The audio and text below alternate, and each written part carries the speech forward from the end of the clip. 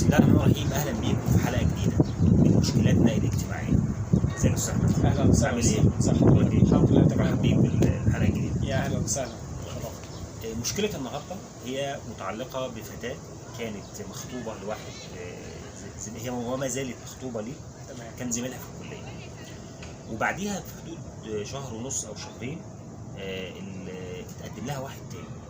التاني ده هو دكتور صيدلي عنده صيدليه، الكليشيه بقى اللي احنا عارفينه ان هو اغلى من الايه، من الاولاني، ودي حقيقه قصه متكرره. الولد الاولاني اللي هو خطيبها الحالي هو شغال في شركه خاصه، مرتبه الى حد ما معقول والدنيا ماشيه تمام. بيجهز دلوقتي في شقته، ليه باباه وليه اخوه في دوله، مسافر بره تقريبا. مسافر في اوروبا، دوله اوروبيه، وبيساعدوه يعني في ان هو ايه يجهز نفسه والجواز والتكاليف اللي احنا عارفينها. تمام. اللي حصل ان في خلال شهر ونص او شهرين من الخطوبه ظهر بقى مين؟ الصيدلي ده، وبيضغط عليها وطلب منها ان هو تفسخ خطوبتها من الاولاني، وان هي ايه تقبل بيه يعني. تمام. ومامتها يعني ايه دماغها بتلعب، والبنت نفسها مكتئبه ودماغها برضه بتلعب. يعني ايه ليه بتفكر بشكل عملي، بتقول لك إيه ليه لا؟ طب انا لسه في مرحله الخطوبه وايه اللي يمنع؟ تمام. باباها مش موافق. المشكله ان كان باباها طول عمره سايب لمامتها اللي هي يعني ايه هتجيب، لان هي كانت بنتهم الوحيده، فهي ايه يعني سايب لها اداره البيت والحاجات دي كلها. فدلوقتي انت شايف المشهد بشكل عام كده، هل ده مقبول ولا تتصرف ازاي ولا تعمل ايه؟ صاحبه المشكله هنا اللي بعت المشكله الام، صاحبه المشكله هنا الام. تمام. هي اللي بتعاني من ان في اكتئاب بنتها عايشاه دلوقتي. تمام. فانت يعني شايف حاجه زي كده ازاي؟ والله يا استاذ احمد، هو اكتر حاجه لفتت نظري في المشكله هو انطوائيه البنت. يعني البنت نفسها المشكله لما جت هي في بريد روزا، والدتها بتقول ان البنت بطبيعتها خجوله ومنطويه الى حد ما او حاجه زي كده. طبعا الانطوائيه دي في حد ذاتها يعني مش كويسه. المفروض ان الام تكون قريبه اكتر من بنتها، تنصحها، تتكلم معاها، الكلام ده كله. والدليل ان هي البنت نفسها متاثره بحاله الانطوائيه دي، انها بين امرين. يعني ازاي ان هي مخطوبه؟ في الطبيعي اي بنت لما بتخطب عن قناعه، عن رؤيه، عن يعني مشاعر معينه داخليه تجاه اللي تقدم لها، او تجاه خطيبها اللي تقدم لها، وخلاص هي وافقت عليه. فحاله بقى حاله الاختلاف، حاله اللي هو يعني نسميها ايه، يعني ان هي ارتباك مثلا، ارتباك او يعني عندها يعني حاله من الارتباك، مش بتعمل مقارنه بين خطيبها اللي معاها دلوقتي والخطيب الثاني اللي هو متقدم، اللي هو مش خطيب اصلا، اللي هو مش خطيبها. يعني هو بيحاول يضغط عليها عشان بالظبط. وده طبعا كلام برضو مش منطقي من الثاني. يعني ما هو يعني حضرتك شفت قبل كده ان واحد يكون عارف ان واحده مخطوبه ويتقدم لها على اساس اذ ربما تسيب خطيبها وتروح له، يعني كلام برضو مش منطقي يعني. ففي حاجه مش بصراحه يعني لافته نظري ان في غموض في الموضوع. لابد الام تكون قريبه اكتر وتشوف الموضوع. حاجه تانية اللي خلى البنت يمكن تبكي كمان، ان والدها بيميل للعريس الاول، مش عايز يكسره ومش عايز يقهره. طبعا الرسول صلى الله عليه وسلم يعني نهى في حديث عن يعني المؤمن لا يخطب على خطبه اخيه. صحيح. فده طبعا في حد ذاته يمكن الاب اكثر ميلا للحفاظ على العريس الاول واستمرار الخطبه وانه يكمل معاه، لان برضو انا شايف ان يعني راجل مكافح، ويعني في برضو كل الاهل بقوا بيساعدوا دلوقتي. اخوه طبعا مسافر بره بيحاول يساعده ويأسس نفسه، شغال مثلا في شغله مستقر والكلام ده كله. هل الخطيب الثاني الصيدلي بيرتكز على وضعه الاجتماعي وعلى ان هو اكثر استقرارا وعلى احوال طبيب والكلام ده كله؟ ولكن ده في حد ذاته يعني يديني انا شعور ان لا، الخطبه الثانيه او ان انا يعني اشكل الخطوبه الاولانيه او افسدها واروح لحد تاني يعني طمعان في البنت، ممكن يكون لجمالها، لاخلاقها، للكلام ده كله.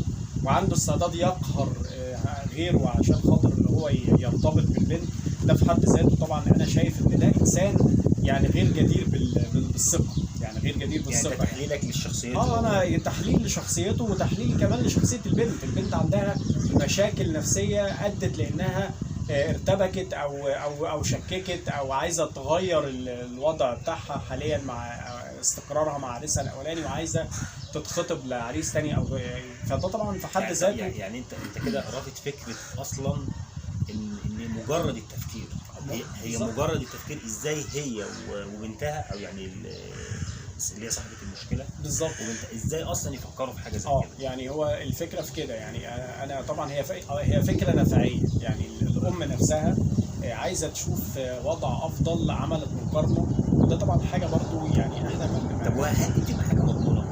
حاجه غير مضمونه يعني والاهم من غير مضمونه يا استاذ احمد انها غير مستحبه.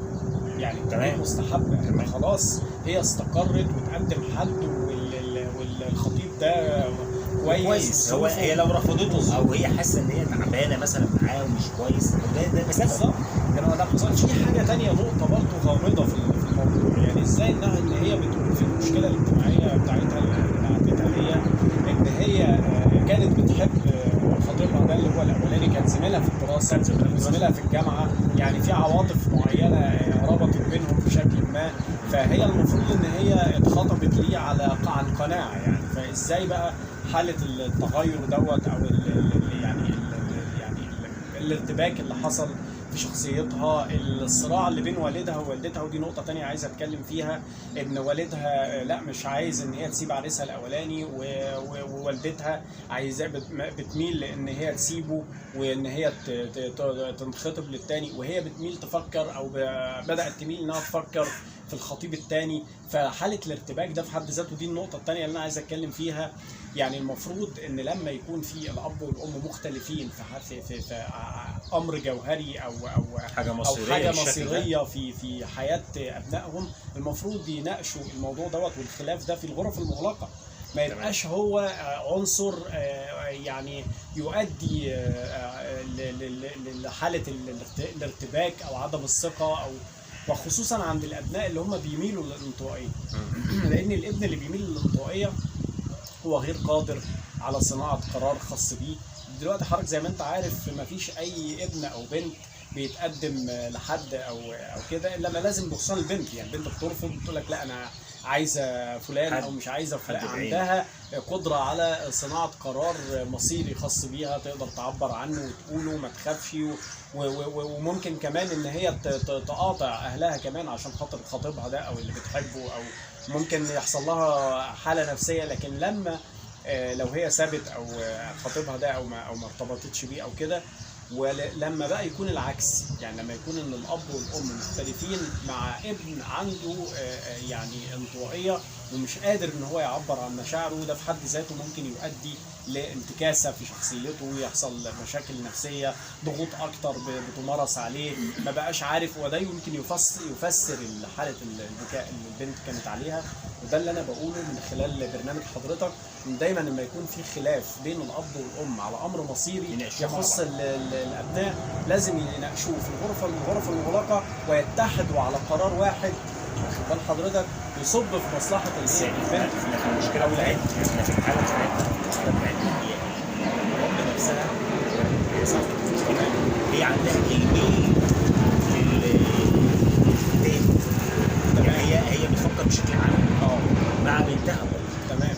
ووالدهم يعني جوزها اللي هو ابو البنت في حاله عزله، وهو اللي عزل نفسه من اول الزمن. تمام. يعني كانت البنت هي البنت الوحيده، جابوها على كبر، فهو برضو ما اداش الفرصه لنفسه انه يبقى ليه بصمته القويه في اتخاذ القرار. بالظبط. يعني دي مشكله عنده. فهو في هنا مشكله عند الاب، وقد تكون جيناتيك او وراثيا، يعني تاثرت البنت بشخصيه والدها اللي هو بيميل للانعزاليه او الانطوائيه بطبيعته، ومن الواضح كده ان ممكن يكون جيناتيك او وراثيا هي متاثره بالحاله اللي والدها عليها، وبالتالي هي منطويه او عندها انطوائيه زي والدها. وطبعا يعني ما يحبسش بشكل او باخر ان الاب يكون يعني منعزل او في بيئه منعزله تماما عن اهل بيته. بحجه ان انا سايب لكم الحريه، اتعلموا، لا طبعا، جربوا لا طبعا، واعملوا. لا طبعا. هل ده هيبقى لا طبعا مش عملي بشكل مش عملي. كبير؟ وهو برضو نرجع للاساس، يعني الوالد والوالده لما بيربوا اولادهم لابد يكون بيربوهم على ان هم يكونوا في مجتمع يعني في تواصل مستمر بينهم. يعني والد الاب نفسه او البنت، نرجع من الاول خالص، والد ووالده الاب نفسه لو هم قدروا ان هم ياسسوا ابنهم على انه هو ازاي يشارك وازاي يعبر عن رايه وازاي ان هو يكون ويثق في قراراته والكلام ده كله. ده هي المشكله كمان ان الاب ممكن يكون ما يعني سايب الحريه لزوجته لانه هو غير قادر على صناعه قرار، وهو حاسس ان دي مشكله عنده، فبيديها الثقه مش مجرد ثقته فيها بس، يعني مجرد ان هو ممكن يكون مش قادر ان هو يصنع قرار او مش قادر رايه او ما بيحبش يشارك او مش اجتماعي بطبيعته. دي حاجه مش كويسه بدليل انها انعكست على شخصيه البنت نفسها. فعايزين نتكلم في النقطه دي ان لا، لازم الاب بشكل او باخر حتى لو هو حتى لو هو طالع في بيئه كانت يعني منعزله او الاب في ناحيه والام في ناحيه، لا انا يبقى عندي اقرا واثقف نفسي. وده مهم جدا ان احنا نقول يعني ننوه عنه ونتكلم عنه في برنامج حضرتك، ان لازم الاب والام دايما يدوروا على ابجريد، يعملوا ابجريدنج للشخصيه بتاعتهم ويطوروا من شخصيتهم، يقروا كتير، يثقفوا من نفسهم ومن ذاتهم. ده مهم جدا عشان خاطر يقدروا يكونوا شخصيه اجتماعيه ونفسيه سويه لابنائهم. ده مهم جدا جدا يعني. فدي المشكله اللي انا شايفها اللي خلت البنت تاخد المنحنى اللي هو الانعزالي والانطوائي وكمان العشوائيه في القرار. بتحب الاولاني وكانت على علاقه عاطفيه معاه، والتاني لمجرد ان والدتها قالت لها ده افضل دكتور صيدلي وامكانياته احسن وحاجه زي كده، عايزه تروح في الاتجاه الثاني. يعني دي حاله من الارتباك وعدم لو انت الاستواء يعني. لو انت مكان اللي هو خطيبها ده، تمام، وحسيت بحاجه زي كده، لان اكيد حصل او هيحصل، هيبان ده في علاقتها معاه في الفتره اللي جايه. تمام. لو انت مكانه هتتصرف ازاي؟ يعني حسيت ان خطيبتك او عرفت اصلا ان في حد اتقدم لها، وحسيت منها من الكلام كده او من البيت عندهم انه لا، ده في احتمال يفكروا في الجديد ده، موقفك يبقى ايه؟ ما هو اصل هو الموضوع نفسه اب نورمال، الموضوع نفسه مش طبيعي. يعني ان الخطيب الثاني نفسه اللي اتقدم على خطيب اوريدي هو قاري فاتحه، ده كلام ما بيحصلش كتير. يعني انا ما بشوفش حد عارف ان في بنت مخطوبه ويروح يقدم لها. كلام طبعا يعني مش لوجيك، يعني مش منطقي. فخلينا نقول ونتفق ان لا، في الحاله دي رغم ان الفرضيه نفسها يعني مش طبيعيه، ولكن خلينا نقول في الحاله دي شيء طبيعي ان انا لو انا مكانه اكيد طبعا هسيب البنت بدات تفكر في حد تاني، بتفكر في حد تاني وهي مخطوبه. طب ده لما تتجوز ممكن ايه اللي يحصل؟ فده طبعا لا يعني خالص يعني.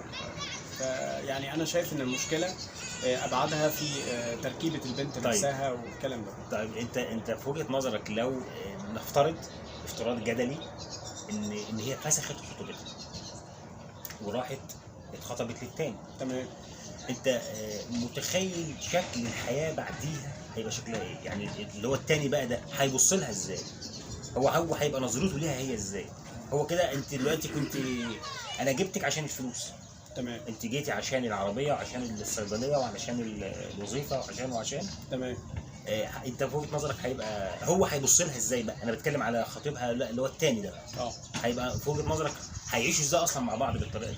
والله هو انا شايف ان شخصيه الراجل اللي هو يبقى عنده استعداد ان هو يدمر حياه يعني غيره عشان يستقر وهو بطبيعته انسان يعني نفعي وانسان مع ان هو كويس على فكره، بينتهز مثلا شخصيه كويسه وهاديه، شخصيته وظروفه الماديه كويسه، ولكن هو مش غايب عنه بشكل او باخر ان البنت مخطوبه، وان هو هيقع ضرر على الولد الاولاني او الخطيب الاولاني، ومع ذلك هو مكمل معاها. فشيء طبيعي ان هو زي ما هو متمسك او عنده حب يعني التملك، او ان هو يعني يمتلك البنت دي او ياخدها ليه او حاجه زي كده من خطيبها الاولاني، عنده استعداد بنفس المهنه هيعمل ده نفس ان الكلام هو معاه. يسيبها، لا من هو ممكن يسيبها فيعني فده في حد ممكن ما يكملش ذاته اصلا معاه. بالظبط كده، فده في حد ذاته يعني والجزاء من جنس العمل، يعني ده ممكن جدا يحصل يعني. فانا شايف يعني ان لو ده تم في حد ذاته، لا الحياه طبعا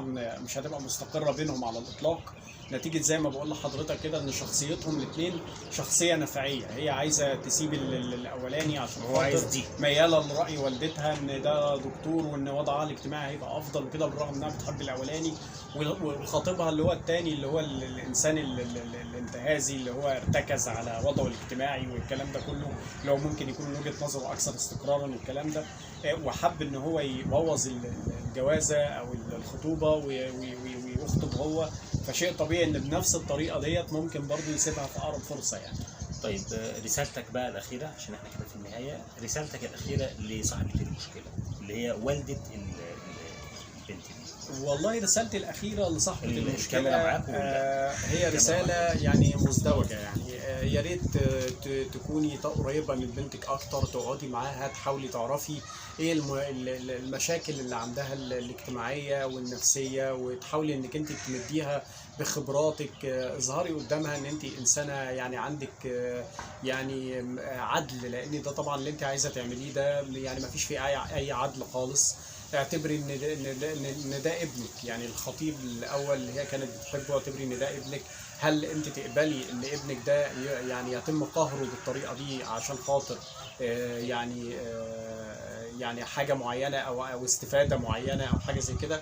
فانا شايف وبنصحك ان انت تكوني قريبه من بنتك اكتر، فكري بشكل اكثر عدلا شويه عشان خاطر البنت نفسها برضو يعني زي ما قلنا الجزاء من جنس العمل. ممكن جدا تلاقي ان الخطيب الثاني يحس بالانتهازيه دي اللي بنتك يعني فكرت بيها ويعملها بنفس الطريقه، وبالتالي يحصل طلاق سريع ليهم، ودي طبعا هتبقى يعني خساره كبيره جدا، يعني خسرت الاول وخسرت الثاني وبقت مطلقه ودي كده، فده طبعا يعني مش كويس، وخسرت طبعا نفسها، وبما ان قدام نفسها ان هي ضئيله بالظبط كده. وبما ان هي عندها يعني حاله من الانطوائيه دي في حد ذاتها، يعني لو اتعرضت لصدمه تاني زي طلاق او حاجه زي كده، ممكن حاله الانطوائيه دي تزيد، ممكن يحصل مشاكل اجتماعيه اكتر، ممكن تتعرض لحاله اكتئاب.